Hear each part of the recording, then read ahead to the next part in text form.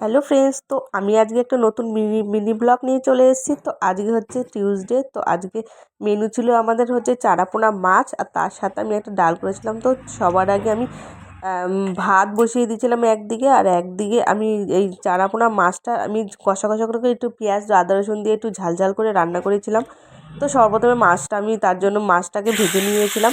তো মাছটা ভেজে নিয়ে কড়া করে মাছের ঝোল না, মাছের কষা রান্না করেছি, মাছের ঝাল ঝাল রান্না করেছি। তারপর তার সাথে রান্না করেছিলাম হচ্ছে সব সবজি টবজি দিয়ে একটা ডাল।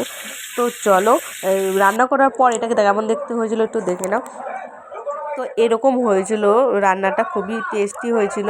তো তার সাথে ছিল এরকম সবজির ডাল, যেটা সব রকম সবজি দিয়ে করেছিলাম। ডালটাও খুবই টেস্টি হয়েছিল।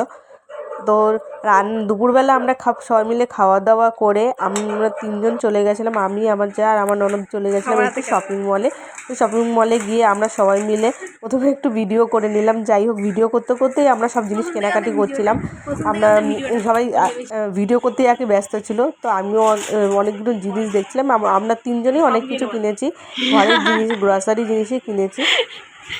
তো পিছনে ওইটা ছিল আমার ননদ, তো ওই ননদই ওটা ধরে রেখেছিল। তো আমরা ভিডিও করছিলাম। তো অনেক, তার চলো টাটা আজকের মতো।